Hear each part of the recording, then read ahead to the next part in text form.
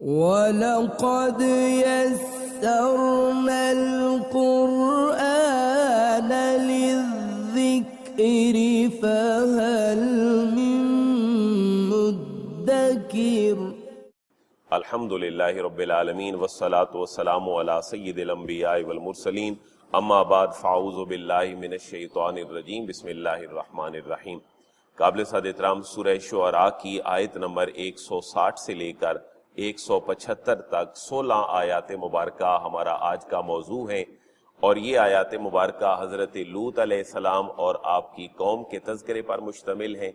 یہ سورت چونکہ مکی ہے اور آقا کریم علیہ السلام کو جس مقصد کے لیے بھیجا گیا ہے امت کی طرف، وہ مقصد یہ ہے کہ ان کو اخلاقی جو اقدار ہیں وہ سکھائی جائیں۔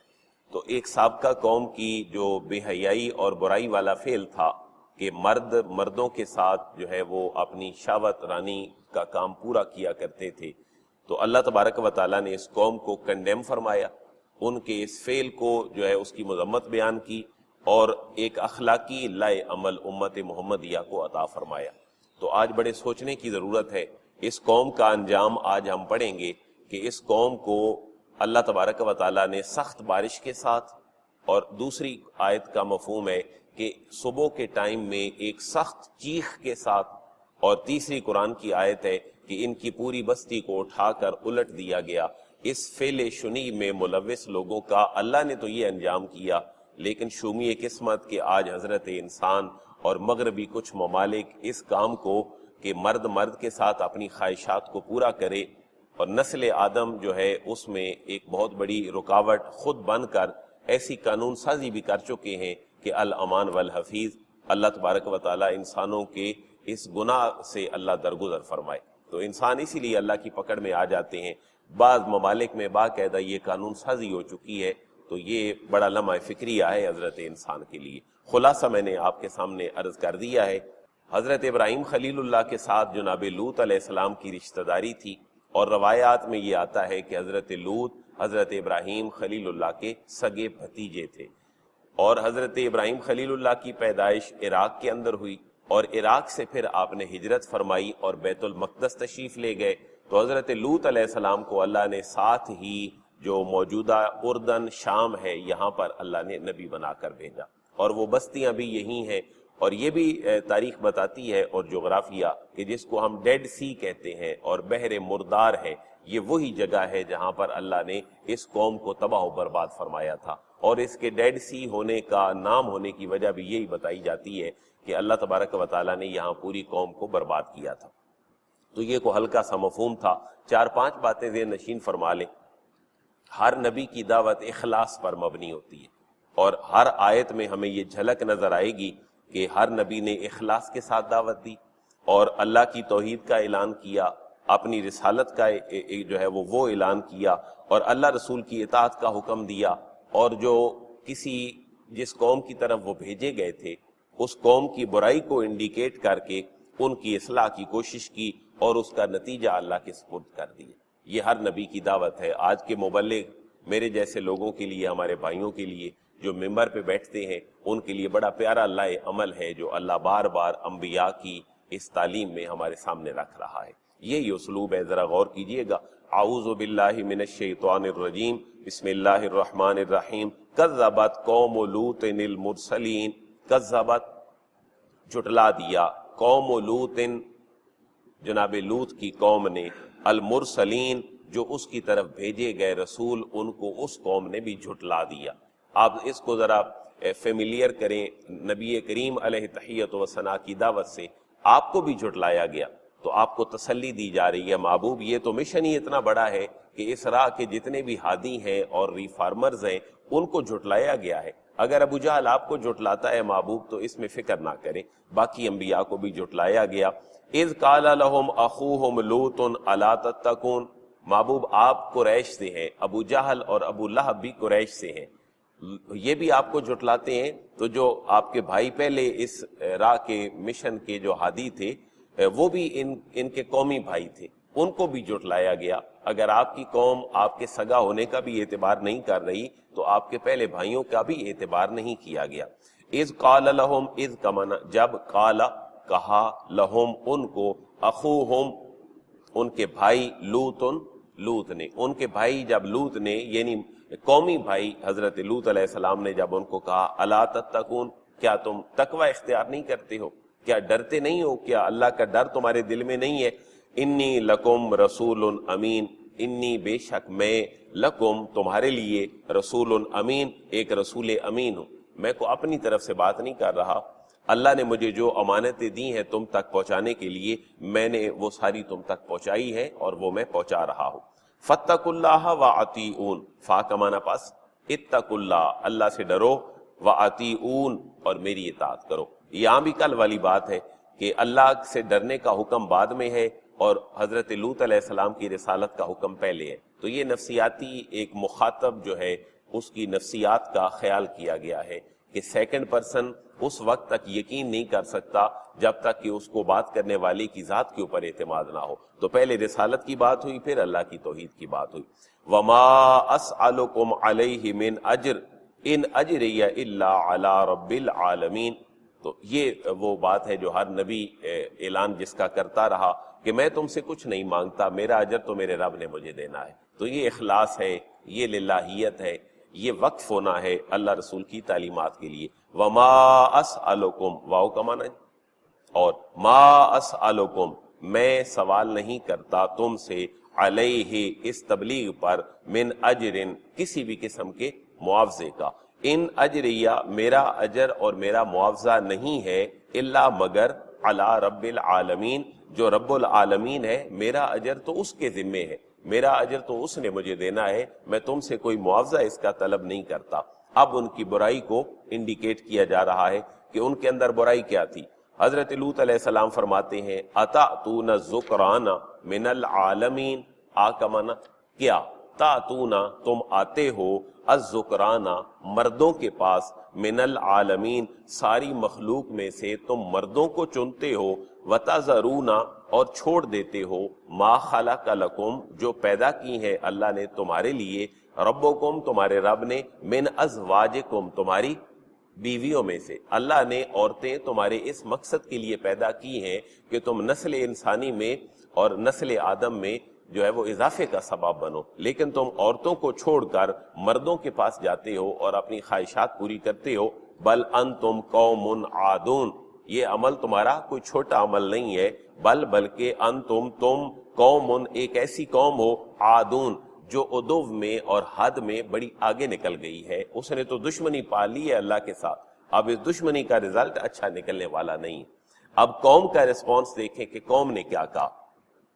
قالو وہ قوم اور وہ لوگ کہنے لگے لئن لم تنتہی، لئن اگر، لم تنتہی اے لوط تم باز نہ آئے، یا لوطو اے لوط، لم تنتہی اگر تم باز نہ آئے اے لوط، لتکونن من المخرجین، لام تاکید کے لیے ہے، ضرور، تکونن یہ بھی تاکید کے لیے ہے، تم ضرور ہو جاؤ گے، من المخرجین اپنے شہر سے نکالے ہوئے لوگوں میں سے، یعنی ہم تمہیں ملک بدر کر دیں گے اگر آج کے بعد تم نے اس طرح کی کوئی اصلاح کی کوشش کی، جو فعل ہم کر رہے ہیں وہ بالکل ٹھیک ہے۔ قال انی لعملکم من القالین، حضرت لوط علیہ السلام کا بڑا تحمل والا جواب یہ ہے، یہاں پر دیکھیں کوئی تنقید نہیں کی، یہاں پر کوئی ڈنڈا سوٹا نہیں اٹھایا، بلکہ بڑے نرم و گداز لہجے میں یہ فرما دیا۔ قال حضرت لوط علیہ السلام نے فرمایا انی بے شک میں، لعملکم تمہارے اس عمل سے، من القالین بیزار ہوں، من کا معنی سے قالین بیزاروں میں سے ہوں، میں تو تمہارے اس عمل سے بڑا بیزار ہوں، یہ عمل جو ہے تمہیں اللہ سے بڑا دور کر دے گا۔ پھر نبی کریم علیہ تحیت و ثنا کی دعوت کی طرح ہر اللہ کے بھیجے ہوئے نبی اور رسول کی دعوت میں دعائیں ہوتی ہیں۔ غزوہ بدر میں آقا کریم علیہ السلام نے دعائیں کی، ہر جگہ پر دعا کی، آپ کا جب وصال مبارک کا وقت قریب آیا اس وقت بھی دعائیں تھیں، تو یہ جو دعا ہے اللہ کے ساتھ لو لگانا، یہ ہر نبی نے ہمیں تعلیم دی ہے۔ جب آپ قوم سے جو ریسپانس تھا اس سے مطمئن نہیں ہوئے تو پھر اللہ کے حضور اپنی جو ہے وہ ہاتھ اٹھا لیے، رب نجنی و اہلی مما یعملون، رب اے رب، حضرت لوط علیہ السلام اب دعا کرتے ہیں، رب اے رب نجنی مجھے نجات دے دیجئے، و اہلی اور میرے اہل و عیال کو بھی نجات دے دیے، مما یعملون، اس سے کہ جو یہ کام کرتے ہیں، من کا معنی سے، ما کا معنی جو، یعملون یہ جمع کا صیغہ ہے، جو یہ کام کرتے ہیں، اللہ مجھے اور میرے اہل و عیال کو اس سے نجات دے دیجئے۔ اللہ رب العزت نے ارشاد فرمایا فَنَجَّيْنَاهُ وَأَهْلَهُ أَجْمَعِينَ، فا کا معنی پس، نجینا ہم نے نجات دے دی، لوط کو، وَأَهْلَهُ اور اس کے اہل و عیال کو، اجمعین سب کے سب کو۔ تو اللہ نے اپنے نبی کی دعا کو قبول کر لیا۔ إِلَّا عَجُوزًا فِي الْغَابِرِينَ، یہاں پر صرف ایک بڑھیا کا تذکرہ ہے، لیکن روایات میں آتا ہے کہ یہ آپ کی وائف تھیں۔ الا عجوزن، سوائے ایک بڑھیا کے، فی الغابرین جو پیچھے رہ جانے والوں میں سے تھی۔ تو ایسا نہیں تھا، مفسرین نے اس کے اوپر انبیاء کی ناموس اور عزت کے حوالے سے بڑی گفتگو کی ہے۔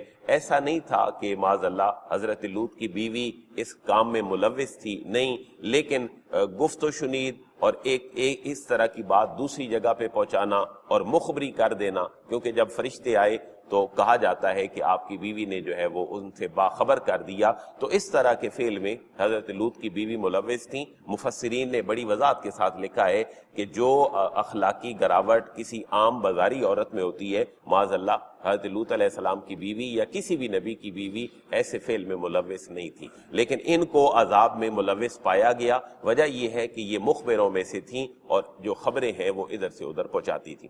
الا عجوزن فی الغابرین، الا سوائے عجوزن ایک بڑھیا کے، فی الغابرین جو پیچھے رہ جانے والوں میں سے تھیں۔